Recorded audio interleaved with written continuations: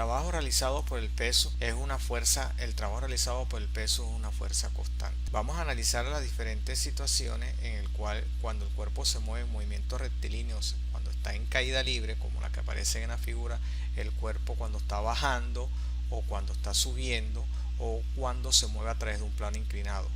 En esas situaciones podemos aplicar la definición de trabajo dado por esta expresión, que es válida solamente cuando la fuerza es constante y el movimiento es rectilíneo. Lo único que tenemos que mirar es el ángulo que forma el vector de desplazamiento y la fuerza aplicada, en este caso, que es el peso. Cuando el cuerpo va descendiendo, el peso va hacia abajo y el desplazamiento también hacia abajo. Por lo tanto, el ángulo comprendido entre ellos es de 0 grados. Entonces, el trabajo realizado por el peso va a ser igual a la fuerza gravitacional, que es el peso, multiplicado por el desplazamiento, que es y el coseno, que es 0. Me quedaría mg por h. Está subiendo, el peso está dirigido hacia abajo y por lo tanto este par de vectores tendrán un ángulo de 180 grados, y coseno de 180 grados es negativo. Por eso el trabajo realizado por el peso es negativo.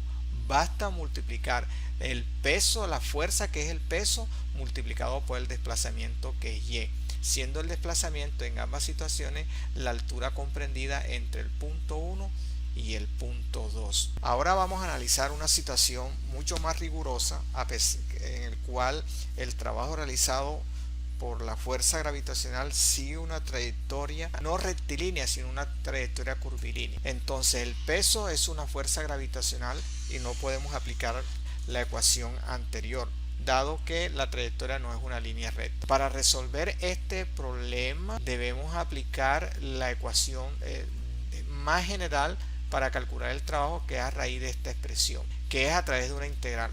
Aparentemente esta ecuación es un poquito temeraria, pero vamos a mirar que para el caso específico del peso, esa integral se resume a un caso mucho más fácil. Para analizar esto, entonces el trabajo realizado por el peso vamos a probar que es independiente de la trayectoria que se elija.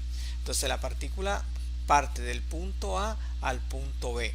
Entonces la altura va aumentando. Entonces vamos a probar que el trabajo realizado por el peso depende básicamente de la altura comprendida entre el punto A y B. Para eso tenemos que aplicar la definición del concepto de trabajo. Entonces en esta expresión que aparece aquí, yo necesito calcular un producto punto entre este par de vectores, entre el vector peso y el vector desplazamiento. Pero ¿cuál es el desplazamiento que está aquí? Este vector desplazamiento en un tiempo dado está en esta dirección en un tiempo delta de t, y este es el peso y el ángulo comprendido entre ellos. A medida que la partícula se va moviendo a lo largo de la trayectoria, este ángulo va cambiando. Pero para resolver esta integral tengo dos formas de calcularla. Una, como es un producto punto, es proyectar la fuerza en la dirección del desplazamiento o el desplazamiento en la dirección de la fuerza. Vamos a optar nosotros por esta última condición. Entonces nótese que el ángulo que forma el vector desplazamiento, que está dirigido hacia arriba, y el vector peso, entonces y este es el ángulo comprendido entre ellos. Vamos a proyectar el vector desplazamiento en la dirección de la fuerza, lo proyectamos en esta dirección. Entonces la proyección del desplazamiento en la dirección de la fuerza sería delta de y. Ahí se forma un triángulo rectángulo, de tal manera que si este ángulo es teta, el ángulo aquí comprendido va a ser pi menos teta, y como conocemos que coseno de pi menos teta es igual a menos coseno de teta, entonces tenemos una ventaja de poder calcular el producto punto en esta integral. Entonces el integrando, que es una cantidad vectorial, me permite calcular el trabajo que realiza la fuerza en este desplazamiento infinitesimal. Entonces el producto punto de f punto ds está dado por esta expresión. ¿Quién viene siendo? ¿Por qué el signo negativo? Porque lo que vamos a explicar ahora, la proyección de este vector sobre este sería antiparalelo al peso, y el ángulo comprendido entre ellos sería de pi. Por lo tanto, el trabajo realizado por el peso sería menos mg por dy. Como nosotros queremos calcular este es el trabajo realizado por el peso cuando ha sufrido un desplazamiento infinitesimal de él.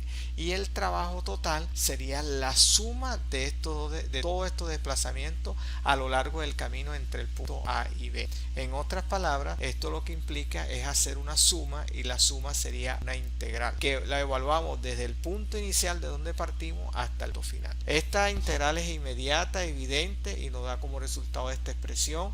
Por lo tanto, el trabajo realizado por el peso depende de quién, de la posición inicial y la posición final. Independientemente del camino que yo tome ir desde A hasta B, no importa qué trayectoria yo elija, el trabajo realizado por el peso está dado siempre por esta expresión.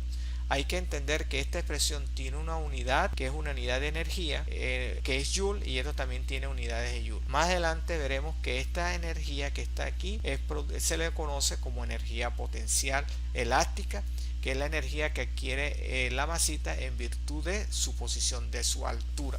En consecuencia, el trabajo total al desplazarse siguiendo cualquier trayectoria, el peso, el trabajo realizado por el peso depende simplemente de la altura que hay entre este par de puntos. Lo que tenemos que mirar es lo siguiente: el peso va hacia abajo, y lo que nos interesa que el trabajo realizado por el peso depende del desplazamiento vertical. Como la partícula se desplaza verticalmente hacia abajo, no me interesa la trayectoria que yo elija, solamente el trabajo realizado por el peso depende del punto entre A y B, y sería fuerza, que es el peso, por H. El trabajo, en conclusión, realizado por el peso es igual al producto del peso y el desplazamiento vertical del centro del cuerpo. Negativo cuando el cuerpo va subiendo, y positivo cuando la partícula va descendiendo. Aquí tenemos un ejemplo muy fácil. Miramos que un cantante hace girar un micrófono siguiendo una trayectoria circular,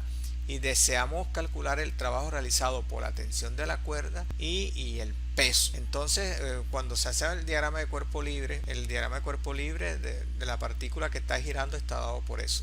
Nótese que en nuestra experiencia hemos calculado que la tensión de la cuerda no realiza trabajo en cada uno de los puntos, porque la tensión de la cuerda es perpendicular al desplazamiento en todos los puntos.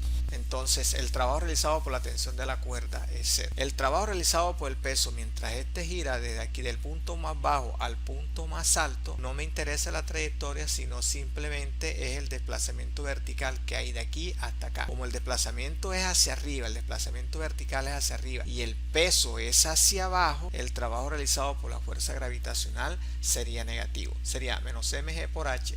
Al reemplazar los datos de la masa, de la gravedad y la altura comprendida entre estos, me da este valor.